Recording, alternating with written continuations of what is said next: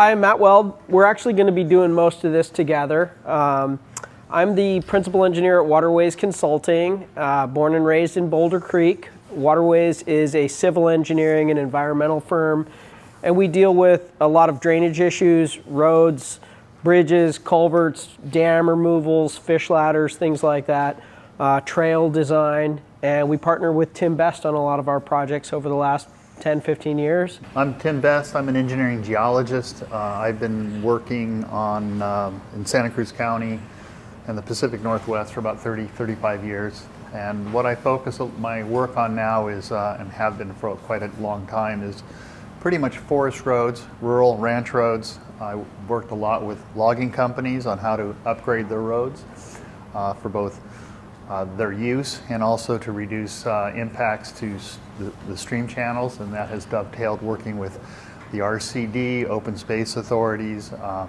private landowners who have the same goals. Oftentimes you guys in the rural roads have adopted crappy old forest roads, and now you're living with it, and how do we, what's the most economical and reasonable way that we can fix the problem so you can continue driving it at as cheap as possible. Yeah, so I know we've got a pretty diverse audience out here. Most of this presentation is going to be dealing with unpaved rocked roads, though as Angie pointed out, a lot of the concerns with unpaved roads are the same as with paved roads, and a well-designed, maintained, and drained rock road is kind of the foundation for a good paved road. You got no business paving it if you haven't properly graded, drained it, and rocked it first. So we'll start there.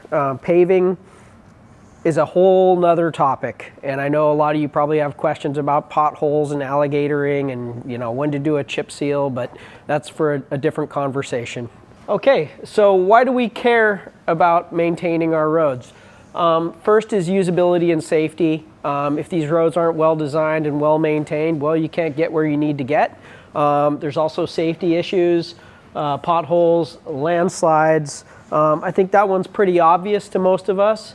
Another is water quality. We're going to be talking a lot today about erosion and sedimentation, and some of this presentation was put together for former talks that were really solely focused on that. But water quality is a big concern around here because of downstream impacts of erosion can reduce flood capacity of channels, can degrade habitat. It can also subject you as a landowner to liability if you're not managing your resources well and resulting in downstream degradation. One of the things that's important to know is that roads are actually the leading source of sediment to creeks from man-made causes. And the San Lorenzo watershed, as well as Pescadero and probably soon to be San Gregorio, are regulated for sediment under what's called TMDL, total maximum daily load. And so it's significant enough that it's actually regulated by the Water Board. And pretty strict regulations up in Pescadero. Don't think it's quite as hard down here in the San Lorenzo watershed. Yeah, we're lucky enough to live in a really beautiful place that's in pretty good shape and is home to some special status species that were adapted to clean water coming out of these undisturbed redwood forests.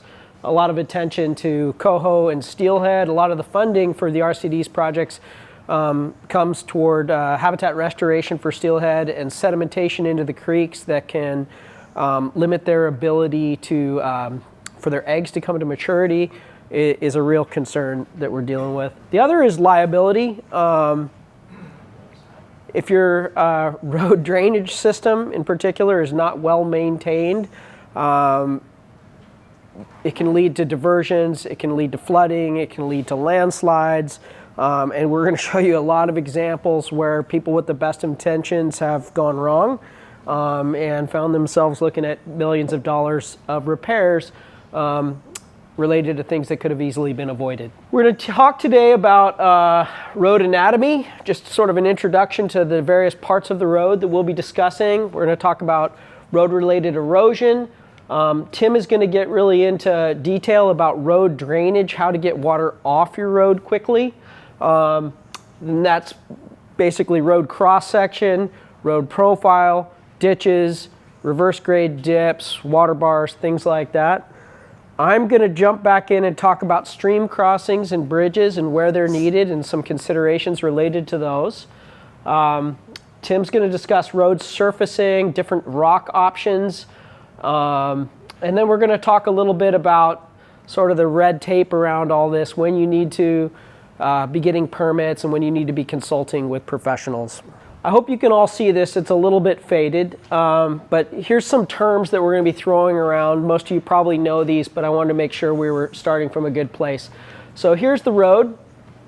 We're going to talk about a cut slope. Cut slope is the uphill shoulder of the road. Usually in these hills, our roads are traversing along the contour, and so we have a cut and we have a fill. So this is called the cut slope on the uphill side, and this is the fill slope.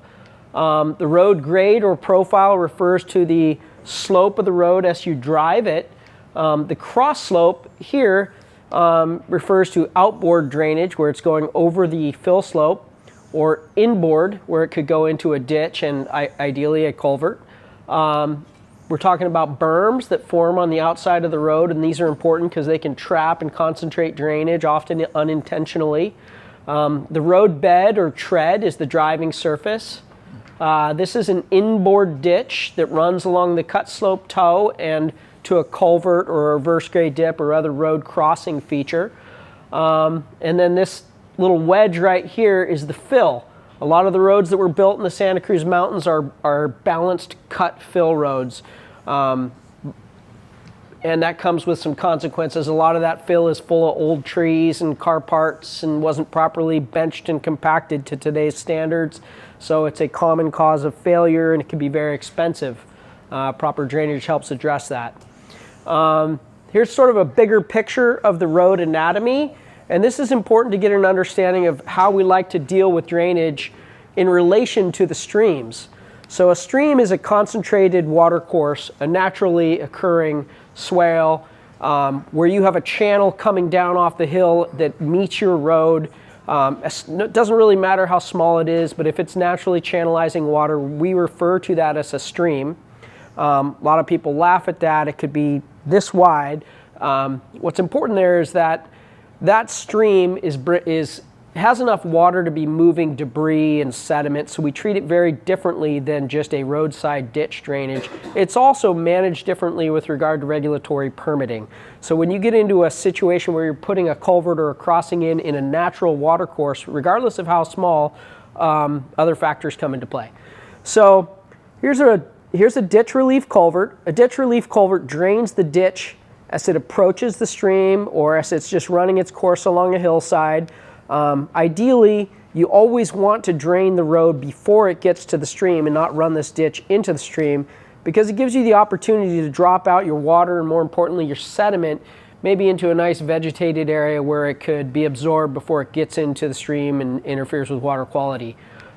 Here's your stream crossing culvert, which is in the low point of the valley, and then here's a reverse grade dip or a surface crossing structure, again, ideally situated to intercept drainage before it gets to the stream network. This slide is road-related erosion, but it's really more general concerns that we're going to be talking about. We're breaking it down into surface and ditch erosion or design criteria, maintenance concerns, stream crossings, cut and fill slope failures, and then briefly, Tim will talk about landslides because he's the geologist. They're a little, again, outside the scope of this, but some of the things you do on your road can exacerbate existing landslides. Ideally, your road was designed to avoid landslides, but that wasn't always the case around here.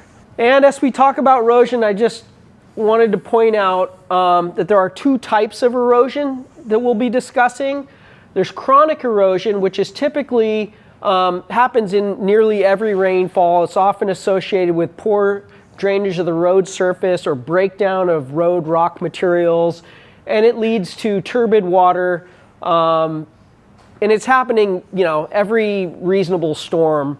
And then there's episodic erosion. Episodic erosion is where most of the sediment typically comes from in these very large storm events where you have catastrophic failures of culverts, road washouts, landslides, things like that.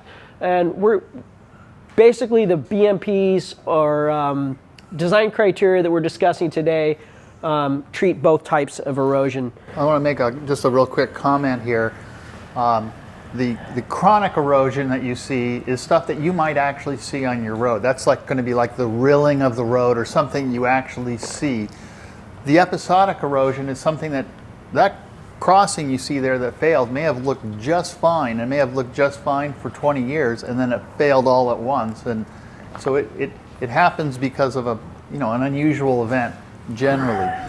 The episodic results in a lot of sediment that can enter into the stream channel, which is bad for water quality, but so is the chronic. The chronic can result in a lot of fine-grained sediment to go into your streams, which results in high turbidity levels, which can really impact the fisheries, all right? Salmon do not like turbid water. It coats the eggs, and it also reduces the ability or the time that they have for feeding time. So both are significant for sediment issues, all right, for impacts to the water quality. And chronic is sometimes the ones that you will see most easily, and you'll go, God, my road's really rilled and rutted. And I might come out, or Matt might come out and going, yeah, that's bad, but this crossing over here is terrible. Well, it looks good. And it's like, well, if you get inside of it, you're going to see that there's cracks in the pipe or that's rusted out or something like that. So yeah, we'll be talking about both. So I'm going to talk a little bit about surface drainage, which is dealing with how do you drain the road tread itself, okay, versus how do you deal with a stream crossing. All right, the road tread in this case is, if you have a paved road, you probably don't really have a huge problem, except for maybe there might be leaves on it. But if you have a dirt or a gravel road, you can end up becoming very muddy, and the water is concentrating for long distances, or the rock is washing off, or a number of other problems you might have. Which one does this? The enter key? Yes. All right. So just as a concept, just to make sure everybody is aware, water does flow downhill. And that's really important concept to fully understand. If in a normal environment, without this road, this water would have just gone straight across the road. All right.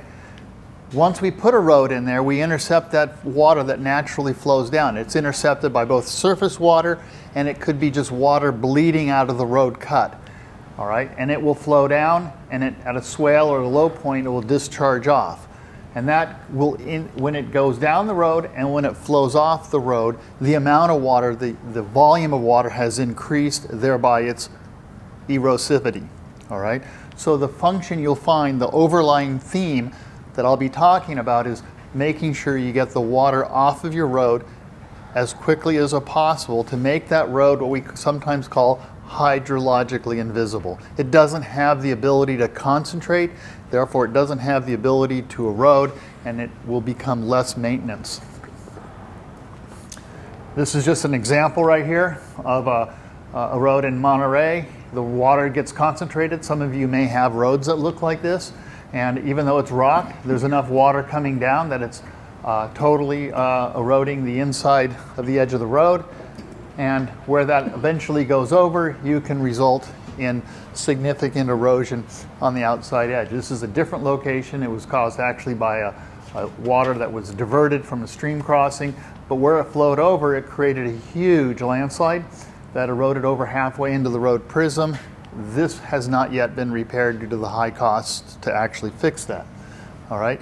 Had they had lots of cross drains and had they drained this road properly with the way we're talking about, they would never have had that same amount of volume of water going over the road, and therefore that amount of erosion is unlikely to have occurred. All right, so ways to drain a road. First of all, the function of draining a road is going to be a little bit different, and how we do it might be a little different depending upon the gradient of a road. A steep gradient road is generally more difficult to drain than a flat road because it's harder to get dips in, and we'll talk a little bit about that. The alignment of the road, is it cutting across the hillside? Those are a little bit easier to drain than ones that go straight down the hillside, which we call fall line roads, because if it's a fall line road, it's hard to get the water off. There's no place to put it. Does it receive a lot of use? Use has a huge impact on the drainage in the sense that it breaks down quicker. What's the underlying soils? Generally, for all of you, those are all things that's not going to change. You're stuck with that because you already have a road that's been a fall line road that's steep in clayey soils that's driven every day. You know, that's what you have. When we get into the drainage, we're going to talk about right now cross slope. One way to drain the road is to slope the road either inboard or outboard. Okay, we have an outslope road, the road slope to the out, inboard slope to the inside, or a crown. It's one way to get the road to drain. The other way is with cross drains, putting dips in the road so that water can get off the road and or using ditch relief culverts. Here, talking to you real quick again, 10% grade, it's easy to do. Once you get above 15%, it's hard to do, and we didn't add any pictures. All right, here's an outslope road, okay? Probably many of you have heard that, oh, you should always have your roads outslope because water can shed off and never concentrate. That is generally true, but there's a lot of issues that come up with an outslope road we'll talk about. Insloped roads right here, that's where the water drains to the inside of the edge and typically to a ditch. All right. The advantage of an outslope road is that it's always shedding to the outside. All right. The disadvantage of it, if it's a really wet road, you got a wet road tread. All right. Inslope roads drains to the inside. That's good. You don't feel like you're going to fall off the road. That's really good, particularly when you have a lot of wet ground. It keeps the road tread dry. The disadvantage is that it concentrates your water to an inside ditch that can cause issues later on. This is just an example of a outslope road draining to a rolling dip. Here's a long ranch road, and it used to have an inside ditch. It's sort of insloped right into here, and it concentrated the water. Also, water's running down the side of the road, and it was repaired or improved by outsloping and adding in dips so that frequent dips means that the water could never concentrate. All right. Paved roads, same concept applies. You want to have more cross-drain structures to prevent that water from concentrating. One of the problems, particularly here in our environment, is on outslope roads, and a lot of agencies really like the word outslope, that want your roads to be outsloped. What I've discovered and others have discovered over the last 20 years is, although that works kind of okay, we end up getting wheel ruts just from the use and lack of maintenance. That's just going to happen. You drive your road over, it's going to compact, it's going to break down the material, and that material is going to move over into a berm on the outside edge, and in essence, the water will no longer shed off of your road. Here's an example. This is actually, it's hard to see, but it's actually an outslope road where all the water is just going down the wheel ruts. We actually improved this one by putting in a dip there, another one up in there, another one behind me. Yeah, so if I could just interject, I think something that's often forgot is the water's, there's more than one slope on the road. It's not just the cross slope, it's also the profile. So you have to make it easier for the water to get off the road than it is for the water to follow the road. So the cross slope and the profile grade have a relationship, and you need to have enough cross slope to get the water and the sediment off the road, past berms, past vegetation, and that's a challenge. Outsloping on paved roads is okay because generally you're not going to get the wheel rutting in a paved road unless the pavement has really broken down. So in that case, pavement is okay, provided that you have enough cross slope to be able to get the water off the vegetation. Vegetation growing on the outside edge of a road can really impact any drainage structures you have there. It will impact the outsloping on a paved road, and a gravel road. It can also end up plugging the the dips. In this case, this is an example of an outslope road. It's been regraded because it's got eroded because it has you can see the recent berm that was put in here. all right? But even before that, it had a large berm and the water could never get off the road, all right? So even though the road was outsloped, it created a gully along the outside edge of the road and concentrated that water, resulting in this large gully. Right? Now this problem could have been fixed a little bit had they breached those berms, what we sometimes call berm breaks. So when we talk about having a large berm, people like it. It's nice to have. It feel kind of secure. Your roads, you're not going to go in, you're not going to slide off of it. The disadvantage is that berm can end up concentrating the water along the outer edge, resulting in a gully and damaging your road prism. Above Page Hill, I was working on a road, and the grader came by and created a little berm. They regraded the road that was like a third the size of that. It was probably about that big. And it concentrated water for over 1,500, 2,000 feet to the point where it resulted in a gully over 5 feet deep at the bottom. All because the grading operator didn't take off a little berm and didn't make sure those berm breaks were in. So the limitations, outsloping is good on well-rocked, well-maintained roads. If you're going to drain your road by outsloping, make sure you maintain it, all right? And it generally is restricted to seasonal use, all right? The disadvantage is that wheel ruts will occur and therefore negate its effectiveness. Weak subgrade, high use, steep roads, doesn't work really well. And there's a little bit of a safety issue with people feeling like they might slide off the road. In-slope road is good because it is great for all season roads. Roads that you're driving to your house around here oftentimes are in-slope because it stays drier. The water's in the inside ditch. It's a little bit elevated. Really a good thing. We do a lot of those on all season roads, driveways in fact. The bad is you need a lot of culverts to drain that water so it doesn't concentrate, and culverts cost money, all right? And that, without a lot of those, it can increase concentration of water, all right, which results in erosion or instability where that water eventually discharges off the road. Can I add something real quick?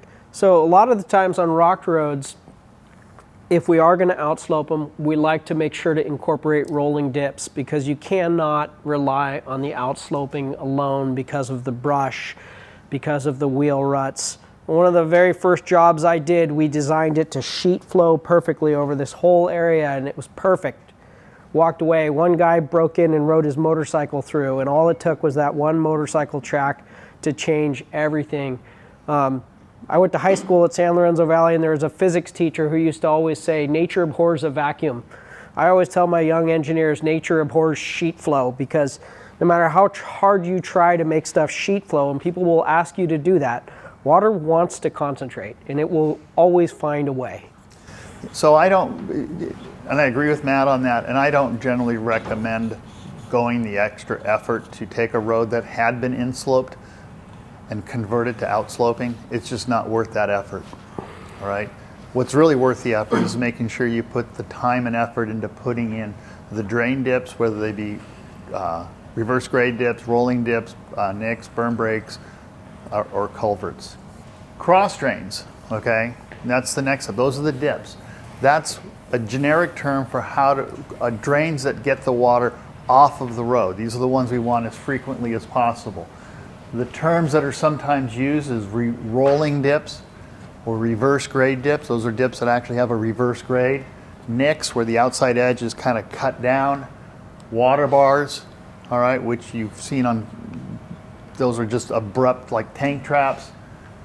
And berm breaks, we talked about that just a second ago where you cut the berm. The other way is culverts. And in this case, we're going to talk about ditch relief culverts because those are what are used to drain the road. Stream crossings are also culverts, but they're its own special category that Matt's going to talk about. So now we're going to talk about dips. This is a road, properly drained road. It's got multiple of dips on this road, all right? The water can never concentrate. Every 75, 100 feet on this particular road, it's a forest road, a logging road, up in Sonoma County area. And it's good because there's never a way for that water to concentrate and drains off the road. Here's a vineyard one, again on a rock road, frequent dips. So let's look at the anatomy of a rolling dip. This is a little bit tighter than I would normally like, but generally you can see it has that reverse grade, the grade that goes up. So any water coming down the hill can't get over that and therefore is forced to come out. So this is what we call the reverse grade on a dip. This is called the tail. That's the part that comes down, all right, on a road. And this is what I oftentimes call the head, all right. A water bar looks just like that, but instead of being 70 feet long, it's just 3 feet long. It's just an abrupt bump, all right. So this one here it's a good picture of one, but it's not what I would call a great reverse grade dip because it's a little short.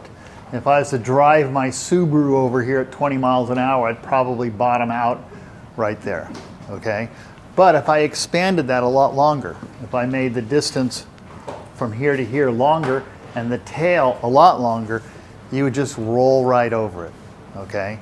And when we put these in on like Mid-Peninsula Open Space District lands, and I bet we put them in 15 years ago and I went back 5 years ago to inventory, how were they doing? 90% were still working with no maintenance, all right? Old Woman's Creek, I was up on that one just recently, 10 years, no maintenance required. They continue to work, all right? The other added advantage of rolling dips is that they're bumpy, so they make your road bumpier. If you like to drive fast, you hate that because you can't get going fast because you're going to hit one of these things and it's going to slow you down. What's really good, and that's a really good thing because now you can't get going fast to where you destroy your road and result in a lot of washboarding, kicking off rock everywhere. So the bumps work well, and if you design them correctly, you can drive over them with absolutely no problem, all right? Now, if you're bringing a logging truck or a transfer truck or something like that, you need to take into consideration the type of equipment that you're using or the type of vehicles that are driving it. But what I'll show you is some specifications that tend to work really well. Again, another rolling dip, same road, a little tight, a little bit shorter than I would like, but you can see it's a little bit more, the tail is a little bit softer, a little bit easier in here. The head here is a little bit more abrupt than I would like. This is from the Department of Oregon Forestry. They actually talk about rolling dips in their specifications. It's not a requirement, but this is what they like. I don't necessarily like this one as much, but here they have that head right here. You're coming down, this is the head right here. It's 75 feet long, goes up for 30 feet, and then it gradually goes down. But that's one type of reverse grade dip. There's other ones out there. This is the one that Matt and I have come up, and this is what we often specify in our plans. Here, the road comes down here, the road grade is here. And these, by the way, work really well on road grades 12% or less. When you get above 12%, they start getting more difficult because that bump, the bump looks really big. So that distance is 70 feet. It goes up about 20 feet at 3%, and then it goes down a long ways as well. The flatter the ground, the easier it is to put in.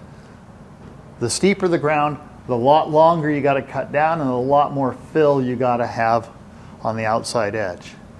Generally, the contractor can build this part really easily because it's like, oh, I only have to go 20 feet, and I just got to make this point 6 inches or 5 inches higher than here. And then they run out of dirt, and so this tail becomes kind of more abrupt, like you saw on that one diagram earlier I showed you. Again, you're coming down, here's the head, really gentle coming in. It's about 6 inches deep, all right? And then you come up. That 6 inches is measured vertically, and then you come on the tail. And that tail needs to be sometimes really long, and it takes a little bit of effort to build that so that it becomes a really nice dip. all right? The dip axis here needs to be steeper. If I put that axis straight across the road, it tends to plug. You've got to have an axis that is as steep as the road or it will fill with sediment. All right? And then when you get off the edge of the road, you've got to even steepen it more, because this is where you're driving your vehicles and there's no vegetation here. This gets vegetated. Vegetation grows and it can trap sediment if you don't make that dip big enough. I would just say, you know, the standard dips like you see in the Oregon Department of Transportation manual might not apply here, because as Tim pointed out, a lot of our mountain roads are steep. They're at about 15%. People make them as steep as they can to get to the top of the hill without pavement. And at 15%, and with the amount of rainfall that we have here, which dictates the recommended spacing, they're pretty much the end of one dip is the beginning of another dip in a lot of cases. And people tend to shorten them up and they break down faster. It's a lot of, when they're that steep, you look at one of these dips and it's really deceiving. Your eye sees the mound and you think it's higher than the flow line at the trough, and it's not. So we have to go out there with a string line and a bubble oftentimes and work with contractors and say, yeah, looks good, but the trough is actually not lower. It's visually very deceiving. In fact, one of the pictures Tim showed you was from a road assessment I did at Vandenberg Air Force Base. And someone decided they need a road assessment, and the guy in charge of facilities, you know, we showed up, he said, no, we got this. I'm gonna take you out and show you this road we just graded. Put dips in, it's perfect. There'd been one little spring rain and all the dips had failed. He got us out there and there was a gully right down the middle of the whole road. For that reason, they looked big, but they were never measured, and the water actually just went right over the top of them.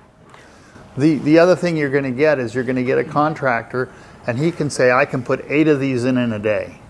Not a chance. All right? You're going to be you can get 8 water bars in, but you're not going to get 8 of the dips that I recommend that will last and be maintenance free. You're going to get maybe 3 in a day if you're lucky. Takes a dozer, a compactor, water truck, but the advantage is you don't have to go back. It's much easier to maintain. All right. Here again, this is just showing, you know, the rollover. You might have to change the length of those dips depending on the grade and the type of equipment that you're driving over it. If you have a ranch road and you're driving a livestock trailer, we're going to design them a little bit differently so we can get over it. Yeah. We still need to have a dip though. Yeah, I think Tim makes a good point there. It's important to get the right contractor on these type of jobs. There is a learning curve. They look simple, but there are so many subtleties to them, and we've seen so many ways they can get done wrong. So it pays to find somebody who's got some, you know, forestry or backcountry road experience and has demonstrated an ability to do these. I like to make a joke. I have a master's degree in science, and what do? I teach contractors how to put in a dip, because you think it's easy, but it just is not as intuitive as sometimes as you like. But those of you who have paved roads, the same concept applies. This is also a pavement berm, and it works the same way to get the water off of the road. Speed bumps on the road. You have a paved road and you're driving your Miata. You don't like these because it makes it bumpy. But if that's what it takes to get the water off the road to prevent a problem down the way, that's what you have to do. All right. This is a water bar. This is what you often see, you know, like Forest Service, oh, we're just going to throw in a water bar. It's kind of like a little bit of a tank trap. Your wheels go in there and you go over the top of it, and it may meet the requirements of being 6 inches or 8 inches deep. The problem is when that vehicle hits a dip that's too short, okay, not long like I showed you, but too short, and it's slightly wet, that wheel has a force and it's going to hit that berm, and there's not enough mass, there's not enough material there, and it's just going to push that material out of the way, and that will break down really fast. So these have a very low life expectancy if you're driving them at all. And around here, the issues we sometimes have on some of the park roads that I've dealt with is, oh, we're never going to drive that again. but the illegal mountain bikers do, and then they break down from bicycle use.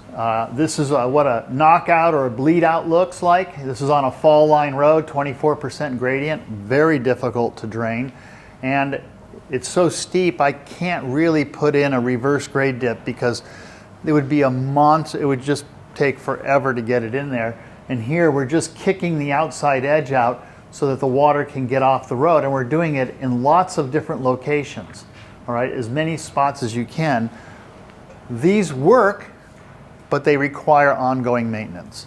All right, they don't. What's the spacing between them? Those are probably every 75 feet. You know, the spacings of your dips, your cross drains, is going to be a function of vegetation. So if you're out in the open, more water is running off. Often these prairie soils are more erosive. If you're on a dirt road and not a rock road, you may need to have them tighter. And depending on where you are, here in the Santa Cruz Mountains, and I'll talk about that in a second, I recommend them somewhere around 100, and on it, as a rule of thumb, 150 feet. All right. If I was to go somewhere we don't get as much rainfall, we can go a lot further than that. If I was in the Santa Cruz Mountains on the open grasslands, we may be even getting them up to 50 feet. All right. Yes. Would you ever be doing any hardening of that, or again, just kind of going back to the inbound gullies? Like I see a lot of issues where people put the inboard gully. Inboard ditch, yeah. Yeah, and then that just starts to eat down. Or We're going to talk about that in a second. But yes, the issue with that is, and we'll talk. We're going to get to the ditches next, okay?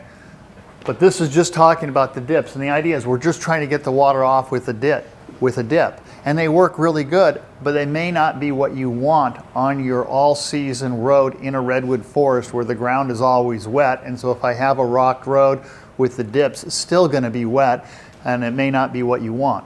Deep maintenance, even though you have a dip, it requires ongoing maintenance to clear the outer edge. They do fill with sediment.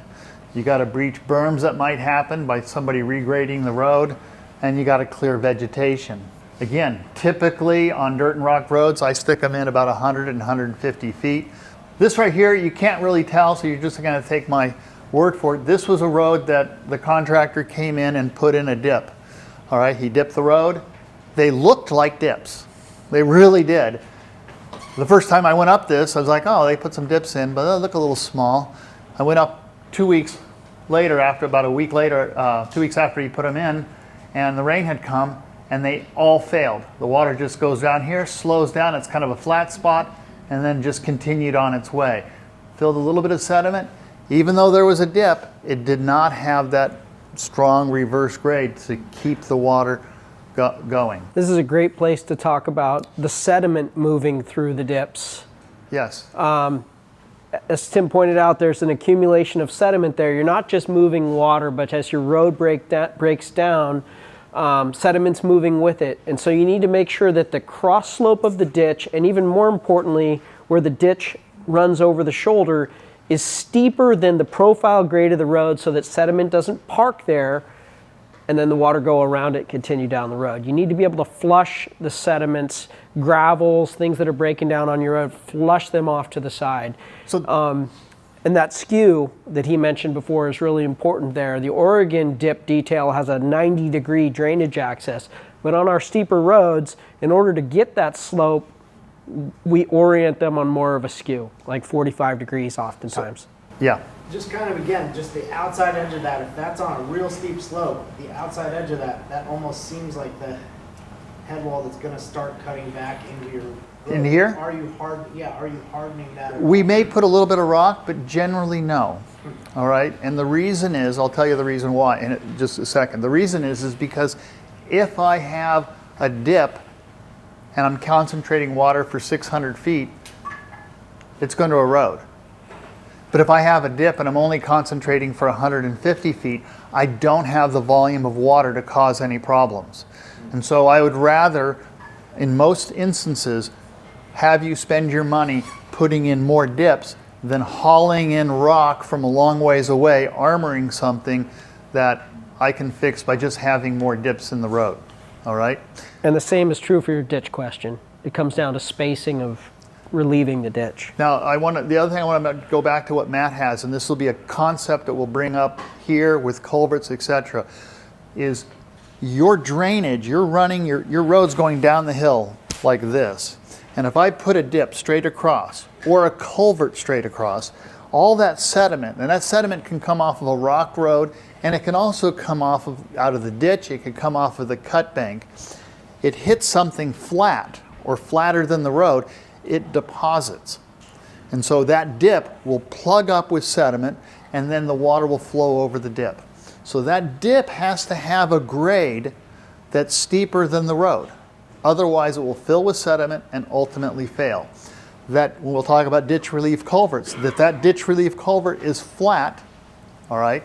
It's going to fill with sediment and fail. On the Pico Blanco, on the Paula, Colorado Road, they got a nice grant to put in ditch relief culverts. The contractor put in 20 footers, all of them flat using a dozer. They all failed. If they had done 40 footers and put them at a longer length, they would have worked. It was a real waste of government money. So was this looks like the water was coming right down the middle of the road, right? Yes. So was this road sloped? This road had a little bit of an outslope, but it really had this berm. It's an old road. I didn't really care which direction the road was sloped. So it was sloped. It was a little bit sloped this direction slightly. Okay. All right? And what you really want to do is make it so that water can't get over that berm. Right. Now again, we talked about if we had outsloped that road, right, all right, you'd go, that's great. And that would work the first year until you drove it and the wheel ruts developed, and then it wouldn't work anymore. What's nice about the dips is you can have the upslope road be insloped and then transition out at the dip, or you can have it outsloped either, so it's ideally draining off the road, or outsloped to a berm. Yeah, either way. And then when it gets to this dip, you get it off. And we've done a lot of these where I've done a lot of these where it's kind of wet ground and we run an inboard ditch, but what we put in was called half dips. We don't intercept the ditch. So water can continue to go down the ditch, but I can get the water off of the road still. Okay. All right? There is no black and white. Everything shades of gray here. Yeah, Slim. I think what's important is when you're on these roads that are a 15% grade, you're never going to have a 15% cross slope.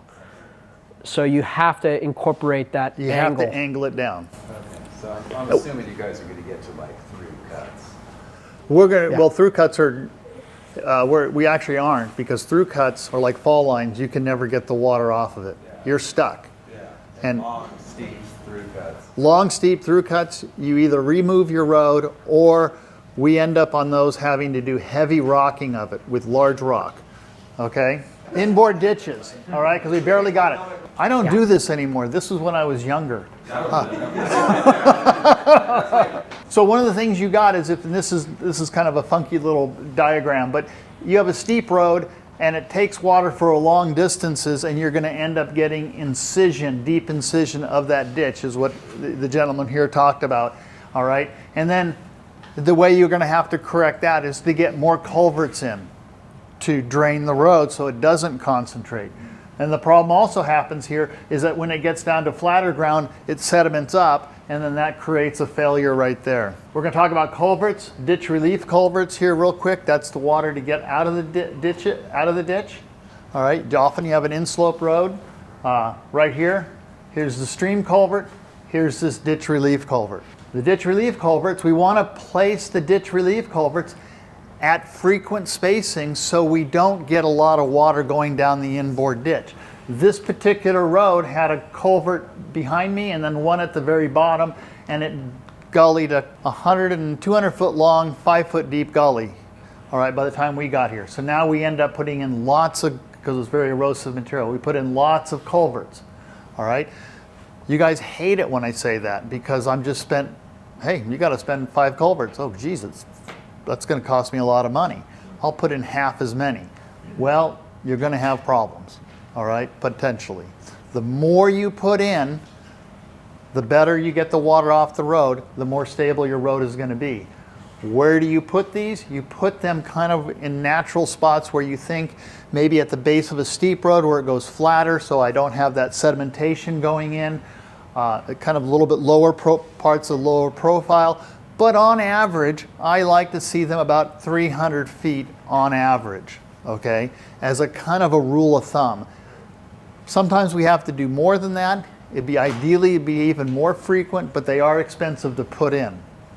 When we put in a culvert, if we ditch relief culvert or any culvert, you put it in flat, sediment's going to back up into here and it's going to plug.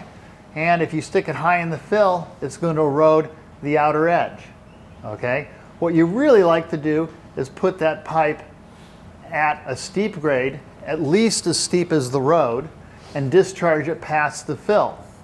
Sometimes you can't do that, so you put it in like this, and you carry a downspout past it, so you don't erode your fill out, but you haven't alleviated the plugging potential.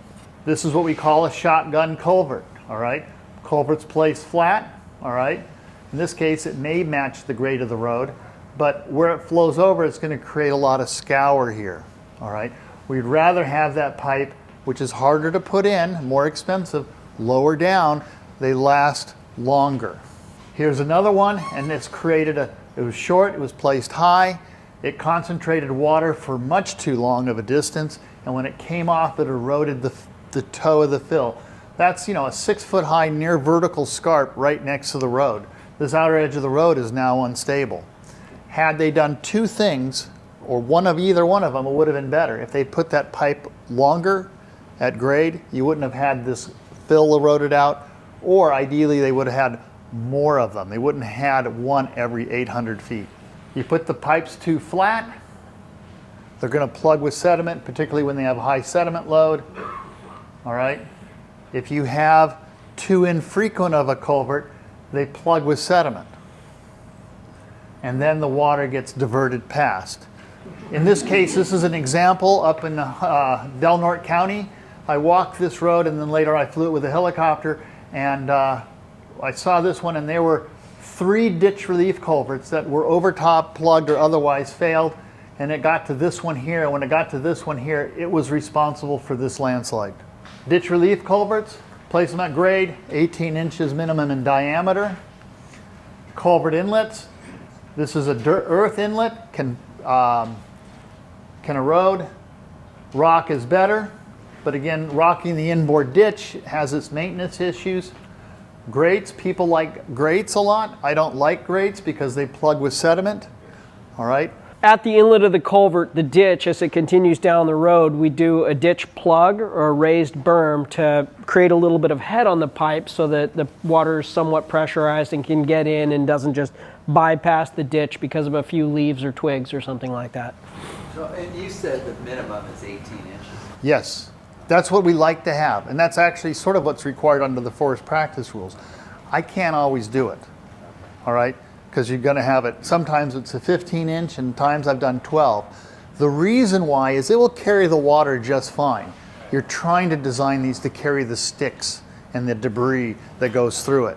And so statistically, the studies they've done have showed if you do 18 inch diameter ditch relief culverts, they don't plug anywhere near the frequency as a 10 inch. All right? Sure. So that's what, but not always can we do that.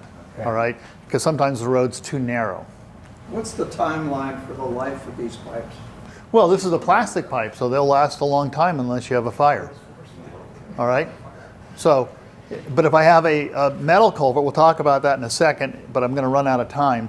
If I have a metal culvert, all right, and I decide I'm just going to use a CMP, 16 gauge galvanized CMP in a wet area, they'll last maybe 20 years. If you're lucky, 15 before they rust out. Which is why I recommend now, if we're going to do that, we're going to go with at least a 12 gauge aluminized, not galvanized, but aluminized, because they last longer. And it's a function of soil chemistry as well, and then also the abrasive material that's coming through. So a larger culvert, for example, that's moving gravel and sand through it, okay, that's what he takes over. It'll wear down or abrade the galvanizing from a typical culvert, and they break down really quickly. You can get away with them on smaller culverts where it's just, low energy. So it'll last longer. You call up, Shelton and ask for a pipe, a steel pipe, and he's going to give you a 16 gauge galvanized pipe because it's the cheapest. All right? But it's not going to last really long. We got stuff in the ground 50 years. Well, it depends. Everything's different, but you crawl in there, it may be rusted or it may be have no bottom, but it's not causing a problem. But the ones that were 50 years were really thick. They were like 10 gauge. All right. All right. Or they were aluminized. They're not like this little tinfoil stuff that we get now. Thank you. Inlet protections. Oftentimes the cut will fail into that and plug your culvert. Here's different styles of inlet protection. Here's a little small retaining wall so it keeps the inlet open. Stuff can fail, but it won't collect at the inlet of the culvert. Another one, kind of a concrete box with a lid on it. All right, that's nice because then you can kind of sort of drive over it or you won't fall into the ditch as bad. That works out really well. I like this one. This was on a logging road in Mendocino, and here they did a standpipe and then they had a little culvert going into it like that, going into it sideways. It worked really well. All right. Oftentimes you can do with these standpipes, which will help protect it, and you just put the vertical one in there, and then you cut a hole in the side of the. Because when you put a Inlets that are really deep. well, they're all going to be kind of deep because if it's 18 inches, you have a foot of cover. They're all going to be 2.5 feet deep. Some are a lot deeper. Yeah. What's that? Some can be. All right, but I try not to. And I don't like a ditch that deep because I don't want to fall into it. yeah, the other time we'll use these is if oftentimes the road is too narrow when you're on a steep cross slope to get a proper ditch to transition into an 18-inch culvert with a foot of cover over it. So rather than building a ditch that takes up a third of your road, we'll do a drop inlet because we can narrow the ditch by shallowing it. But we'll always follow this, 18 inches.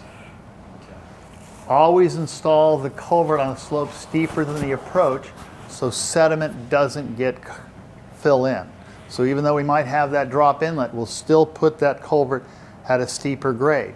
Now, if I'm sticking that culvert 90 degrees to my road because the contractor says all I need is a 20-foot stick and that's going to cost less money, I can't get it that deep. Often I say 40 feet minimum and I put it at an angle to the road so that I can just have it go down with the road grade. All right? So if somebody says, hey, I can put in a lot of 20-foot long pipes, I'm going to go, I don't agree with that. If I'm going to put in a 30-foot pipe, because I can cut the plastic pretty easily, then I want that short section of pipe to be on the inboard edge, the long section to be on the outboard edge, so the joint is farther away from the looser fill. Or what I often like to do, if it's a plastic pipe, I cut both sides off and I use, cut 5 feet and I put the joint right in the middle between where my wheel tracks are so I'm not driving over the joint. Maintenance, nobody ever maintains their culverts. Everybody says, oh, I'll go out there during the storm. No, they're going to fail during these storms. You need to maintain your culverts or they're going to fail. Nice rusted out bottom, big cavity right there. All right, no good. Sticks plugging the inlet. You'd be surprised how many people, when we go out, oftentimes with Angie, to look at people's roads, nobody has an idea that the bottom of their culvert looks like that. They're shocked. I'll go down in the bushes and take a picture and bring it up, and nobody looks at it. It's very, very common. Slowly erodes away, and then it might catastrophically fail. And then your vehicle's stuck in the hole.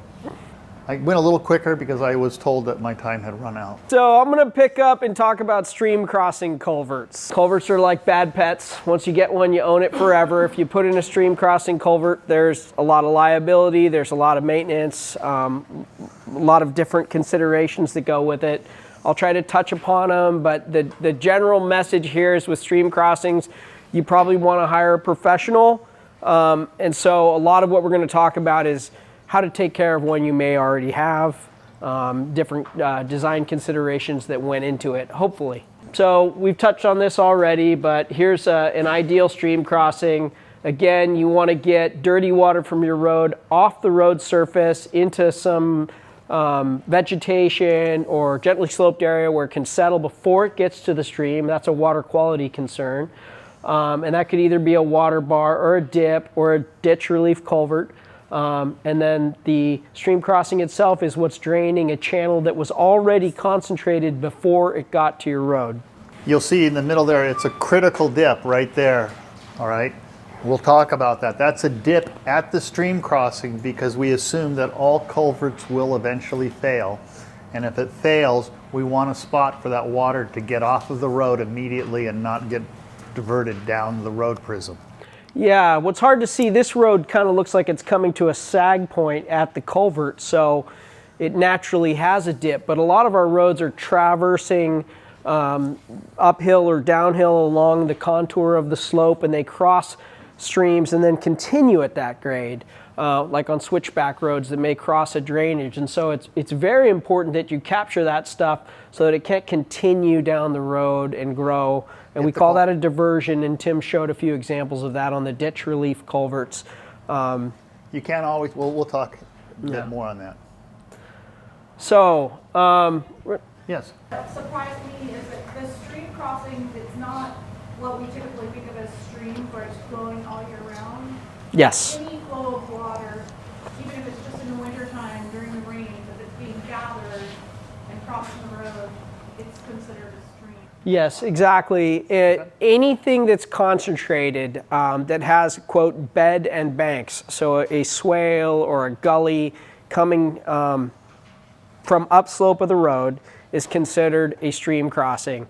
Has regulatory implications for permitting, as I mentioned earlier, and then also it just has that much more potential to be moving debris or landslides or, water. We talked about an 18-inch minimum culvert for ditch relief culverts. For stream crossings, the absolute minimum is 24 inches. And it's important to note that, and we're going to talk about this a little bit more, but the concept that the capacity of a pipe, a 12-inch pipe doesn't carry half as much water as a 24-inch pipe. Not only is the area of a 24-inch pipe more than twice that of a 12-inch, but when you're looking at water flow in a pipe, the water's got to get into that pipe and it constricts as it flows in. So a lot of the area around the outside of a pipe is kind of wasted space, really, because that water, when it constricts, the jet of water gets narrower than the pipe diameter itself. So as you get bigger, you start to overcome that. And so a 24-inch pipe, I should have this memorized, but it's probably 4 times as much capacity as a 12-inch pipe. The other thing about sizing a pipe is we're not just sizing it for clean water. We're also trying to size it for sediment and sticks, etc. Yeah. So again, when it comes to stream crossings, hire a professional with knowledge, experience, and insurance because of the liabilities. And really, none of the agencies are going to allow you to permit stream crossings without hiring a professional anyways. They're sized for peak flows. Typically, it's the 100-year flow plus a factor of safety in rural watersheds. Rural roads, because of the assumption that there isn't going to be someone there 24/7 maintaining it during storms, and there will be debris present. There almost always is in a big storm, some degree of blockage at culvert inlets. We size them bigger than would be required just based on hydraulics. As you get into bigger streams, you have other considerations like fish passage. And as you get into bigger crossings, bigger pipes, you get into structural, geotechnical concerns as well. Here's an example of a poorly sized culvert. This is what you don't want to see.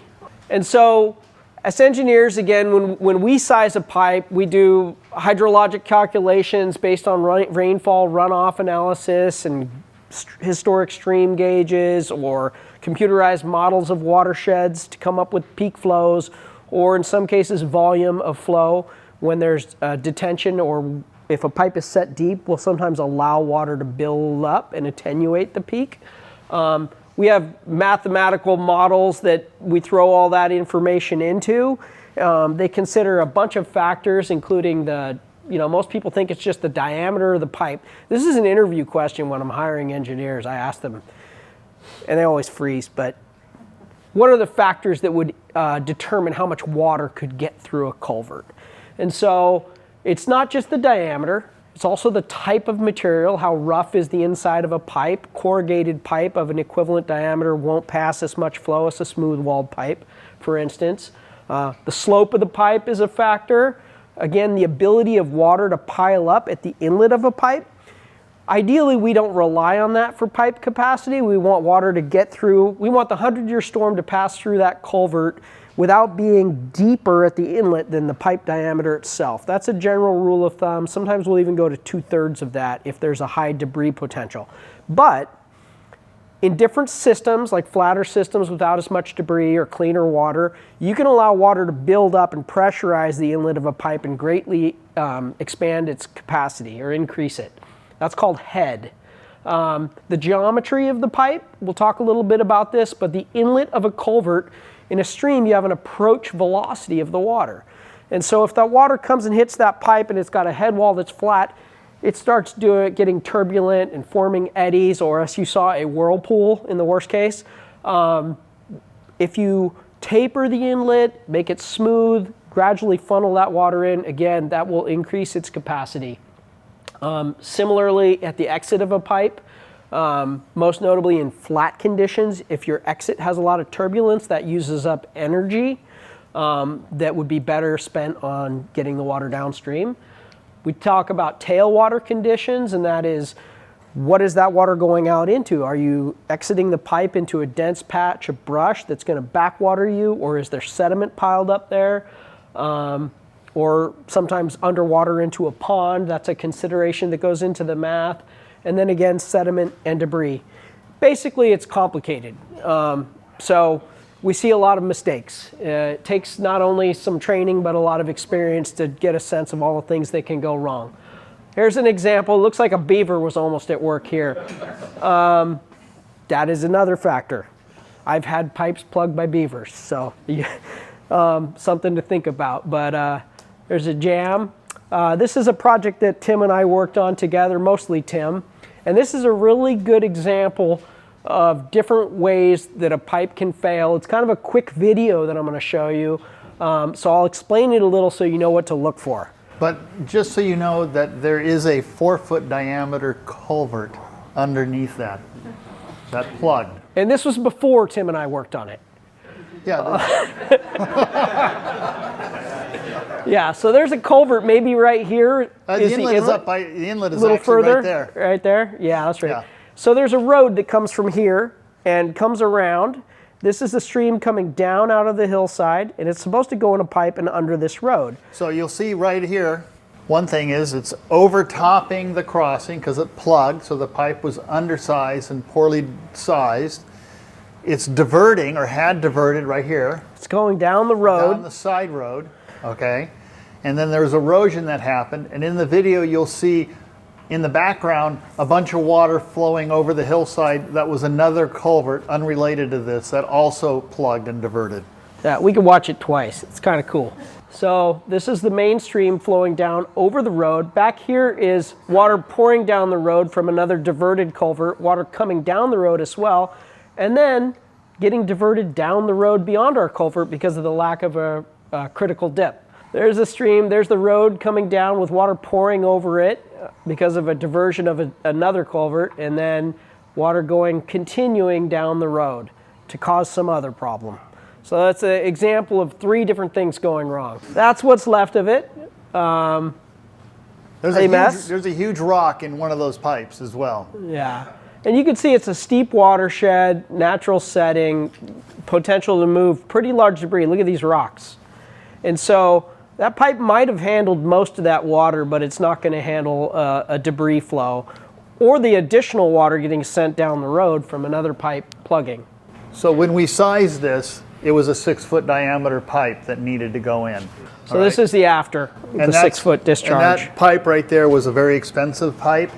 We used a 12-gauged, aluminized, poly-coated pipe to get the longest life expectancy out of it. Then we also concreted, slurried in the whole pipe to make sure that it was well sealed and wasn't going to leak. So it was an expensive, it was a little over $300,000 to replace that crossing. Now that was prevailing wage costs, so homeowners would be a little less. You really want to make sure that you have, if you replace your pipe, you want to be able to make sure that it's adequately sized. And if you're in the Pescadero watershed area and you put in one that's too small because of the TMDL, they'll make you take it out and put the right size in afterwards. And when you have a pipe going in this steep on a stream that's moving rocks, again, you have that abrasion concern of rusting So it pays to get a more expensive pipe. Otherwise, these things end up with holes in the bottom pretty quickly. Most of the roads that got built up here in the 60s, 70s, that we go out to now, the culverts that were metal culverts put in then have failed at the bottom. They're still oftentimes there with arch support. Water might be flowing underneath them, but the bottoms are gone pretty quick. Every single culvert on this road that was not a recent one that was put in is totally rusted out on the bottom. So general rule of thumb, big pipes are good in streams, bigger pipes are better. When you put in a stream crossing culvert, it's expensive. You're hiring geotechnical and structural engineers, a surveyor, a biologist. All these permitting costs and construction costs, they're pretty crazy. The cost of the pipe is almost nil compared to everything else. So it pays to do a bigger pipe. You don't want to be dealing with it again. This is an arch pipe example that allows critters to swim through or walk through, and has a lot more capacity than an equivalent sized round pipe that would fit in here have a much smaller base. So that's a nice option in some cases. An important concept, a lot of times people just want to put in a bunch of small pipes because it's easier. 3 small pipes don't add up to 1 big pipe, mainly because of debris considerations. The only time I use multiple pipes is when I'm dealing with a braided stream system that's really broad and shallow, and we don't have a lot of those up here. Sometimes it's a little more appropriate to put in a bridge. A culvert is not always the option, oftentimes because you can't get enough cover over a culvert structurally to get enough water through it to make it work. So sometimes you just need to transition to a bridge. It makes a lot more sense. There's some pretty cost-effective small bridge styles out there. This is one we did in Watsonville Slough for a trail for the city about 20 years ago. This is another example where some people tried to do a bunch of small culverts and a concrete ford. So this is a waterfall going over the concrete ford, dropping about 8 feet. The entire stream had graded or raised up because the culverts plugged so many times they just gave up on it, and now the stream flowed right over the top of it. So we came in and we did the math, and it needed about 150-foot 3-span bridge to be appropriately sized. So that's the after. So again, with stream crossing culverts, it's even more important than ditch relief culverts to get them on the natural grade. They've got that much more energy and debris, so that slope is critical. If you put them too flat, again, you end up with outlet scour, you end up with sedimentation at the inlet, and you have a reduced culvert capacity. So it's not economical in the long term. We oftentimes find pipes put in a little bit low. People will trench to get their cover, and then downstream sedimentation will block them and cause failures. So when you're placing a culvert, you really need to take a big picture look at the stream profile. Sometimes we'll survey a 1/4 mile upstream and downstream to get a sense of what the creek is doing. Is it a grading or raising, or are there nick points or head cuts, which are profile discontinuities that tend to move upstream, like small waterfalls where erosion is focused? They'll move up to a culvert and then undermine it. So we'll do a geomorphic assessment of the channel trajectory to see what's happening in the big picture. Because stream channels are active and they move around sideways and up and down over time. Keeping the culvert aligned with the central axis of the stream is important for a lot of reasons. Debris passage and then also bank erosion. This is an example of channel aggradation due to a pipe being either too small or too flat. So it's filling at the inlet. A lot of times we'll go out and look at old culverts, and you'll look upstream of the culvert, up the canyon, a stream crossing culvert, and you'll see these sediment deposits that are really flat upstream, and then a little trench in the middle. And that's a sign that the pipe is too small, because during big storm events, the water stacks up and sediment starts depositing like in a delta upstream. And then if the culvert doesn't completely plug, as the water levels slow down, it re-incisors or erodes through those deposited sediments, but it leaves this sort of bathtub ring of sediment. It's a really common sign of a pipe being... As a rule of thumb, a pipe needs to be larger than the channel. You go upstream and you look at the channel. I got a 3-foot wide channel. kind of the rule of thumb is actually 1.5 times the size of the channel width. But you go upstream, and I want to put a 24 in there, but your channel's 3 feet. Really, it probably needs a 4-foot diameter pipe.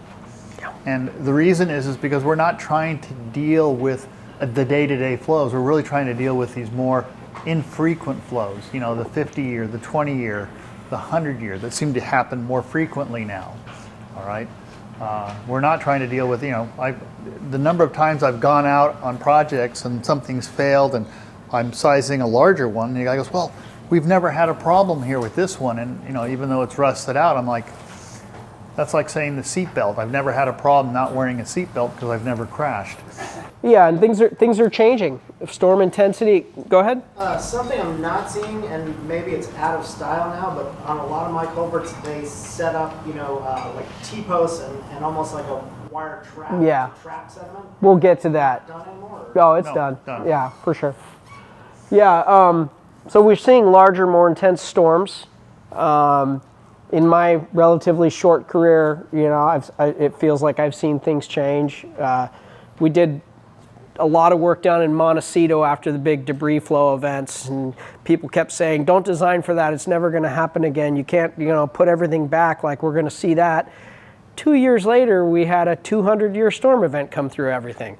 It's crazy. And also with the fires, the fire changes the hydrology. Tim, we didn't get into hydro modification early on here, but the hydrology changes in response, or peak flows change in response to changes in the watershed. And that could be development in more impervious area or concentration of flow, or it could be fires. I had a cabin burned down in the mountains of New Mexico this year that my family's had for 5 generations next to a river. It's never flooded. It's flooded 5 times since then. Because of these intense short summer thunderstorms on a burned watershed. It's incredible. I'm learning stuff every day. This is an example, or a couple examples of culverts that were set too high relative to the downstream channel. Oftentimes that's done because the pipe is too short, or you don't have the right equipment to get it down deep enough, or not enough money. This is the result, localized scour. This can also happen as a result of channel incision or lowering of the creek in response to changes in the watershed. Increased flow leads to more erosion. Channels tend to, in the upper watershed, tend to incise or lower, and then in the lower watershed, they're capturing all that sediment, they're grading and flooding. Most of us up here in the mountains are dealing with this issue. Energy dissipation, or Tim mentioned slope drains. Slope drains aren't as common on stream crossing culverts, but energy dissipators are. There's an example of an old method used around here a lot. Just throw a bunch of junk cars down the slope below the water culvert. But this is how we prefer to see it these days, and it's a little easier to get a permit. Large rock. Yeah, but we do a lot of stream bank projects around here that say conform to car bodies, because there's a lot of them wired up, especially down in ag areas. There's car bodies lined up on the stream banks as stabilization. So yeah, large rock sized for the outlet, ideally a bit of a pool where you can create a standing wave and dissipate some of the energy, protect the banks, protect the bed. And there's an example of a slope drain coming down to get water off the road safely so you're not eroding back through the fill. This was a John Monteith project, local one in Ben Lomond. Debris racks, getting to your question. So yes, ideally the pipe is sized big enough to handle debris. We don't generally install debris racks on very large streams, but on small streams, on 24, 36, 48 inch pipes, 60 inch maybe, they're a lot more common. They're very cost effective. It can be as simple as a single pipe that will capture sticks and debris and potentially reorient it so that it goes in lengthwise instead of across the entrance. Some important considerations: you want to make sure that it captures the debris in a manner that allows the water to still get to the pipe. A lot of times we see people put these things right on the pipe. Well, if they fill up with debris, where does the water go? So ideally, have a couple of them upstream, or at least one well upstream of the pipe with an alternative flow path. So when they fill with sticks and then the sediment this person's standing on piles up, there's still a good flow path into the culvert. So here's another example. The opening between the debris rack is really, really important. We're going to show you some examples. I can't tell you how many things I've seen go wrong because of well-intended debris racks. If you've got a 24-inch pipe, don't create 4-inch holes that are going to fill up with debris before they need to.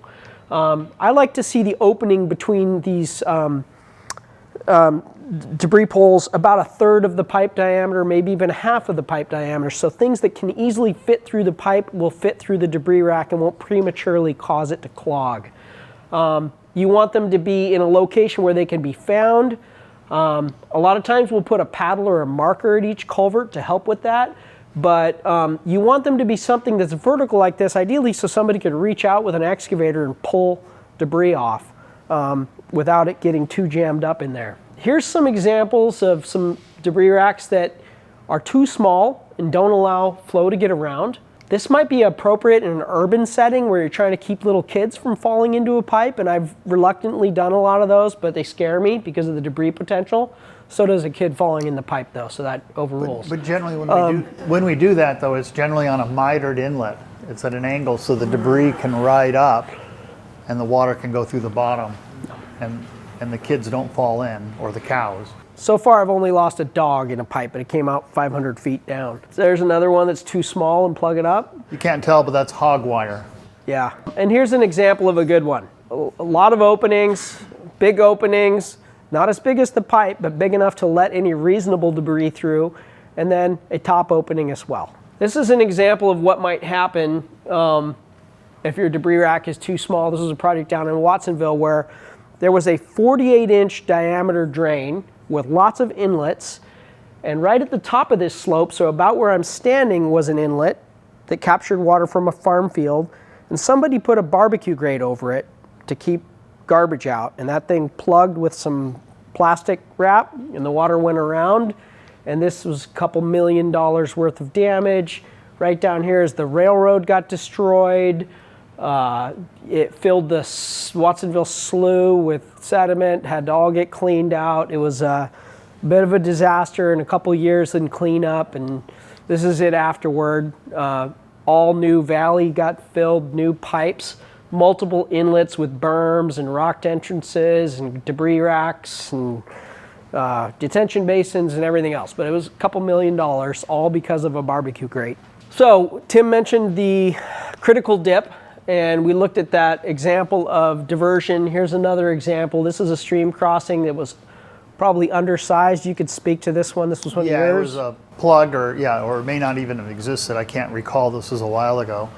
Probably was a tiny 12-inch diameter pipe, and the water was diverted, and it didn't cause a huge amount of problems because it wasn't a huge crossing. But you get the idea. This is not what you want to have happen. No. Right? Because this area right here, where it does come off, is now unprotected fill, and if you're on steep slopes, you're going to lose your fill prism, and then it's going to be really expensive for you to put your road back, because then you're going to go with retaining walls, because this road was built with just people pushing dirt over the side. It was never really stable to begin with. Now your residential road has a hole in this thing, and now you got to go through the county, grading ordinance and make it seismically stable and the whole bit, and so now you're dealing with expensive retaining walls or riprap or a number of things. So this speaks to that need for the critical dip. If it's going to fail, have it fail at the crossing where the geology is already somewhat evolved to handle flow. It's oftentimes already weathered down to resistant material, and it's also a place where you've already done a fill and proven it's capable. Somewhere 50 yards down the road might be completely infeasible to reconstruct, or economically infeasible. Well, sometimes you cannot get a critical dip in. It's a paved road, all right? Or the grade is too steep, in which case you really oversize your pipe really big so that the likelihood of it plugging is greatly diminished, all right? But if you can, you put a critical dip in. If you can't, really oversize your pipe. Yeah. This and is that's a 24-inch diameter culvert that plugged off of Cloverdale Road in San Mateo County. That gully happened in 24 hours. It was, 30 feet deep, 100 feet long. This is, again, Paula, Colorado Road, up by the Pico Blanco camp. The crossings there. It coughed there, it overtopped, created a huge gully on very steep slopes. You can see you can't widen the road into the hillside because of the huge cut there. The only thing you can do is build it on outboard on a retaining wall, and you can't do that because it's going to cost the county too much money, and all it does is go to the old Boy Scout camp. So it's still like that 8 years later. Sometimes the only feasible solution is to put a bridge in with the cross slope as steep as this. But that could have been prevented had they had critical dips. Here's another example of a diversion that happened in a tiny little first rainfall event after a project was just built with improper design. Gully, filled the river with sediment, got in all kinds of trouble. Anyway, we could go on forever. We've seen a lot of them. So the critical dip, again, is right over the top of the culvert or to the edge of the culvert. Most importantly, it's got to be where that water would go if the culvert failed, and located such that it captures that water and redirects it to the stream. In this case, it's a little hard to tell, but the road is sloping downward, diverted too far down, and took out a spot similar to the last photograph. Picture of a critical dip. Okay. Structural concerns. So these are, we've seen a lot of culverts fail. I had two 60-inch culverts fail on me with 2 inches of rain, 2 inches of flow in them right after we built them last year. So I had this point really driven home. The importance of proper bedding and backfill, compaction, cover. When you're putting a pipe in, the trench ideally needs to be wide enough so that you can get proper compaction equipment in along the sides of the trench. Along the sides of the pipe. Most importantly, in what we call the haunches, or the lower portions of the pipe, where it's really tough to get in there and compact. You need a trench that's wide enough to allow people and equipment to get in there and properly compact. You need to use material that is both compatible with the native soil. Ideally, if your native soil is compactable, that would be best. If not, then proper granular material that can achieve compaction even down in those haunches. Some of the things that we worry about, in addition to proper compaction, is this idea of filtration. If you've got water moving through the native soil and it hits your pipe trench, and your pipe trench is on a steep slope, you can get water traveling along the edge of your fill if your fill is compacted and less permeable than the native soil, and then you get internal erosion or failure of the trench walls. Or the same thing can happen in your fill. If your fill material is erodible and water gets in and it's loose, it can wash out. That happened to me. I allowed a contractor to backfill some pipes with native material that had too much silt in it on these double 60-inch pipes because they were in a rush and rain was coming and they didn't include imported material in the bid like they should have. And I thought, wow, we're on a ranch road in the middle of nowhere. It's flat. I've never had a culvert fail like this. I've read about it. What could go wrong? They put this material in and literally this much water, this is as high as the flow got in the pipes. These two 60-inch pipes. It got this deep and the water melted out the haunches and the whole stream went around them. So I was out there in the ice and snow as a laborer for a week, taking my lumps. Don't let that be you. Some of the things that can happen, if you don't get the proper compaction, not only do you have internal drainage of soil issues, but settlement, when it does happen, will crush and deflect your pipe, potentially opening up joints. So here's an example of a proper trench. Bedding material that is typically granular, sand, class 2 permeable material. Quarries can hook you up. Your engineer will tell you what to do, basically. Enough room to get equipment in there. This granular material compacts really well in these haunches right here, these areas underneath the pipe. And then safe trench angles to accommodate OSHA requirements. Go ahead, Tim. I was going to say the haunch, just so that some of you don't know, is this spot that's underneath the pipe right there. That's difficult to compact. It's also an area that the contractor, if they're going quickly, does a poor job of compaction. All right, and you need to get in there. That's in my mind, when I've seen culverts fail, it's because the haunch was inadequately compacted. They tried to use a jumping jack or they just filled in with a roller and they never really sealed that section in there. To the point now in larger culverts, and Matt and I both use concrete slurry on the bigger ones, particularly if it's greater than 48-inch diameter pipe, just to make sure that that is really sealed, because contractors don't always do a good job on that. So unless you're watching them. So I just want to let you know, that's a critical, in my mind, installation, that's a critical thing that I look for. Yeah, another thing we'll often do is if the entire trench isn't backfilled with a lean cement, we'll do a cutoff. So we'll make a trench transverse to the main trench, and that gets filled with a sand filter or sometimes concrete, so that the sand filter will prevent fine soils from migrating out. They'll get trapped on it so that you don't lose material from your backfill, or the concrete will act as a dam. It's not as preferred these days, the concrete, but it sends water on a longer flow path so that it can't run right through your trench. I got my time warning. Here's an example of a steel culvert that settled and opened up, started having some piping issues. We replaced this one with a bridge. It was too small and fish couldn't swim through it because it was too fast and slick. Example of a common stream crossing culvert failing through the bottom here.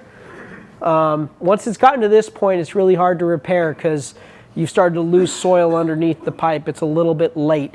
If you have a big pipe and you don't want to replace it and you see the bottom rusting, you can get in there and take preventative measures. You can align it with concrete and reinforcing like hog wire. You can, I've seen people sleeve the pipe, of course. If the pipe is not too small already, you can put a smaller pipe in and backfill with grout. You can put, we've seen people put HDPE, plastic, basically shingles in there and screw it into the side to buy some time. Or you can do your best dumping concrete in after the fact, but there will be voids. Okay, recap, things to avoid. Don't put your pipe too flat, don't make it too small. Ensure that you have a critical dip wherever possible. Maintenance. The best installations won't last if there's no maintenance. Oftentimes with a stream crossing, that's keeping debris out, branches that hang down in the drought years, vegetation grows, obstructs the inlet. Keep on top of that kind of stuff. Again, have markers so that you know where they are so that you can maintain them. Proper installation, compaction, proper outlet protection. Consider the type of environment you're in for corrosion protection and pipe selection, and use the proper backfill or bedding materials. Most reputable contractors know what they need to do, but if you're getting a permit, stick to the engineer's recommendations. I guess even if he tells you, you don't have to. We went into this a little bit. There's a bit of a debate going on here now that we've had some fires about HDPE versus steel, or aluminum or concrete. We don't do a lot of concrete because it's expensive, difficult to install. It's often favored by Caltrans or county agencies. Very lasting solution, but it's not flexible. If you have settlement in your soil, it will just bust apart, so it has to be done really well if you use concrete. For most small pipes or inexpensive installations like your typical driveways and private roads, ditch relief culverts, HDPE makes a lot of sense because you're probably more likely to fail by erosion than fire. But it's a tough call. If you have a really expensive installation, even of a small pipe, if it's under 20 feet of road fill, you might think about something that might make it through a fire. The aluminized poly-coated pipe is probably going to be a longer duration. It's going to last longer than even an HDPE if you're in a high fire risk zone. The HDPE pipes are basically like wicks. They just light up, burn right through. Yeah, with the HDPE pipes, you can sometimes reduce the risk that they're going to burn by really doing a really good job rocking and clearing the vegetation away from the inlet every year.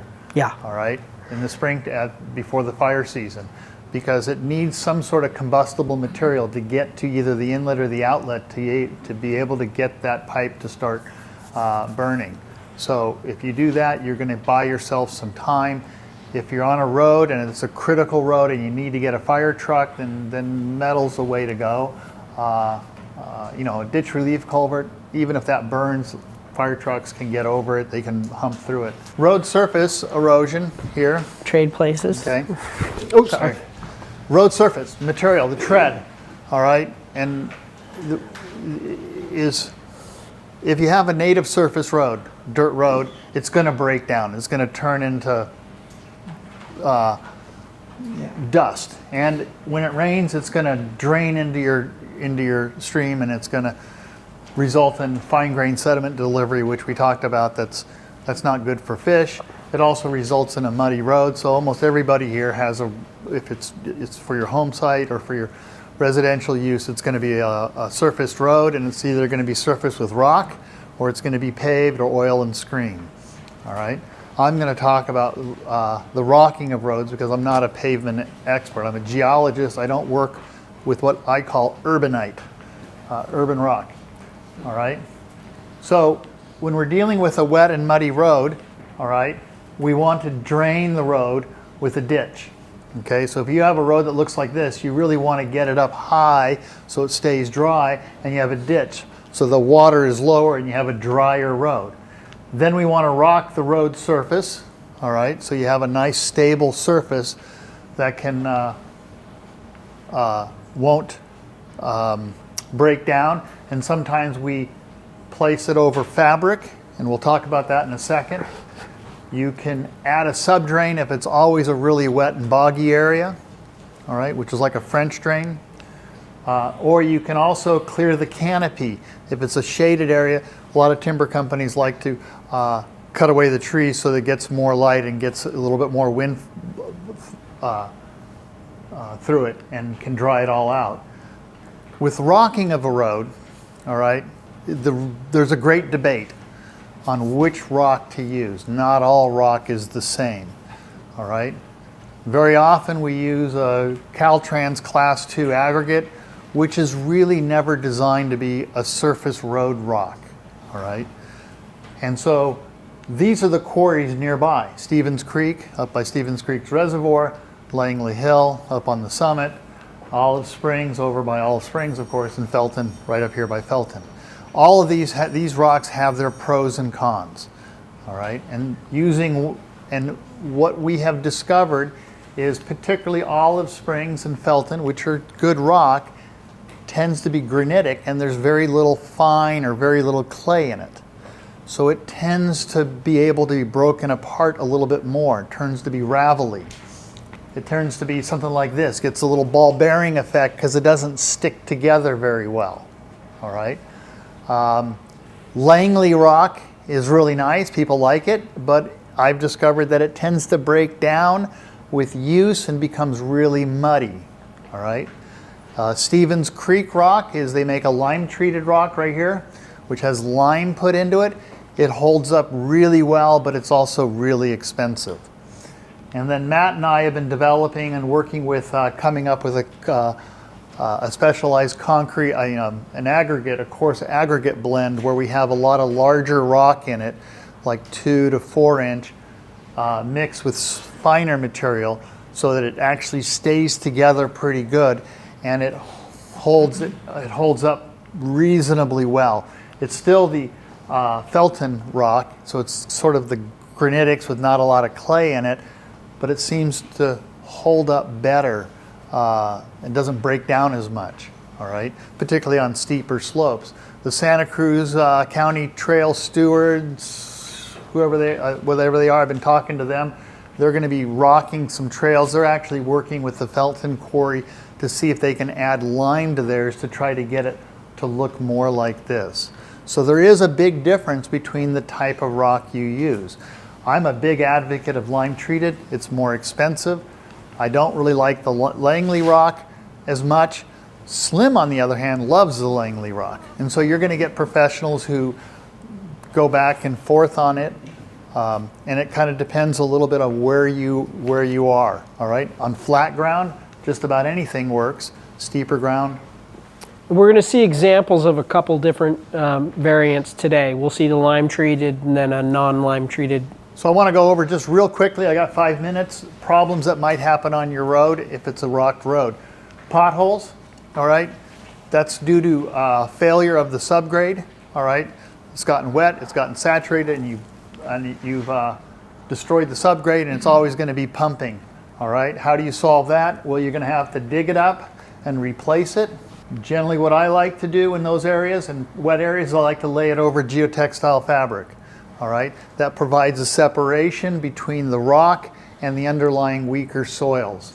You can see here, this one here has the, I'm going quicker because I was given the 5-minute and I don't want to get in trouble. Here's the geotextile fabric. The fines cannot go through that. So you don't get the fines, the mud slurry coming up, and you don't get the rock being driven down into the soil, all right? And the weight of the material is then bridged a little bit better, all right? So this works really well if I have enough rock over it, all right? And so I use that a lot because the geotextile fabric, the proper geotextile fabric, works really well. I've seen a lot of people use filter fabric, a felt material. Doesn't do any good at all, a little bit. This is more of a woven material. So if you're on one of these roads where you have a lot of potholes and it's really wet and you're going, I need to upgrade it, consider if it's fixing that by laying in, digging up the loose material, recompacting it with compacted engineered fill, laying down a fabric and then rocking it 8 inches deep minimum. Washboards. Washboards are a result of high use, all right? So if you like to drive your roads fast, you're gonna have washboards. And that means you're gonna be having to regrade it and every couple years to get rid of those, all right? And generally when people regrade it, they regrade it and they fills in those with loose material and it just comes back really quickly, all right? So if you got washboards, it's high speed. That's why I like lots of dips, slows everybody down, but it's just gonna require ongoing maintenance to get rid of that, all right? There's not much you can do about that. I do wanna make a point that some people use a grader to regrade their roads. That's the ones that look really long with the blade in the middle. If you have dips on your road, you use a grader to take the dips out of your road, all right? They're really hard to use. It's not a lot of people can work the controls fast enough to rise and lower the blade not to tear out your dips. So if you have lots of dips on your road, you really should be careful using a grader on it. And if you do, get somebody who really knows what they're doing because they can destroy a road really quickly. Pavement. This is about what I know about pavement.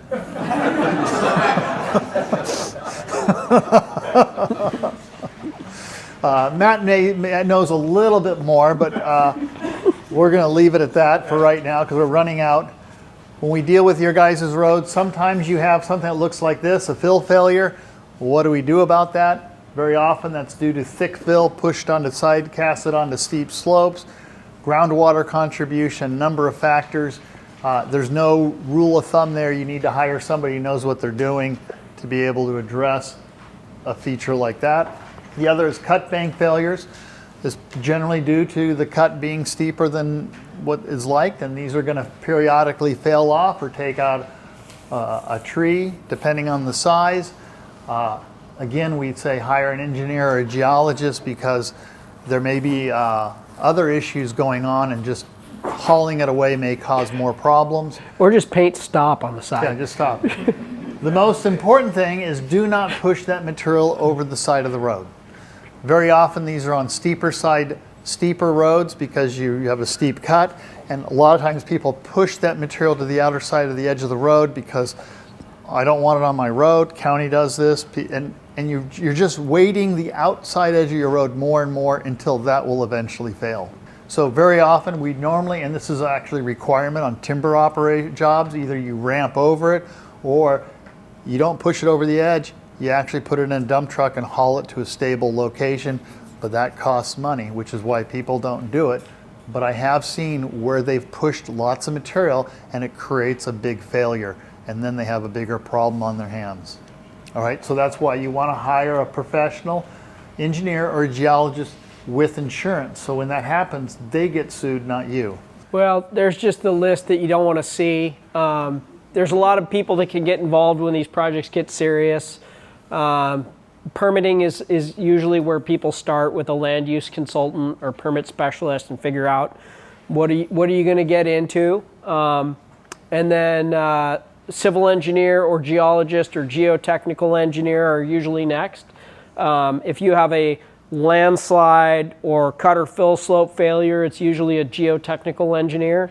And if you have a culvert, it's someone like Tim or myself, civil engineer. Then you know, it can go any direction really, but these are the common folks that you might need to bring into any project of this nature, and usually your land use consultant will tell you who you need to get in touch with.